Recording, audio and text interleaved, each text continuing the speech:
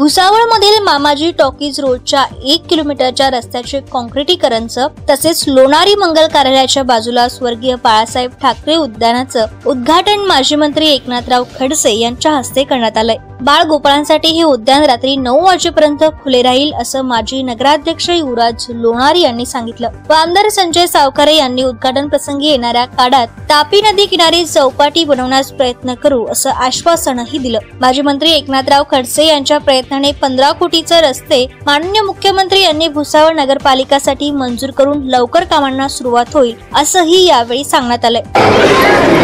स्वर्गीय बाळासाहेब ठाकरे उद्यानाचं आज उद्घाटन झालं असं मी जाहीर या ठिकाणी खास करून स्वर्गीय बाळासाहेब ठाकरेंच्या नावानं या फलोत्पादनाची सुरुवात केली। तर त्या माध्यमातून निवडून आलेल्या पदाची संधी साधून त्या ठिकाणी सामान्य माणसापर्यंत योजना पोहोचवणं यासाठी अग्रेसर राहणारा नगरसेवक म्हणून युवराजचं नाव घ्यावं लागतं आणि या ठिकाणी हे उद्यान आता स्थापन झालं, आपलं सुरू झालं। अशा अनेक ठिकाणी अनेक उपक्रम या शहरामध्ये आपण आता राबवतो। भुसावळवरून प्रमोद पाटीलची रिपोर्ट, इंडिया अब तक साठी।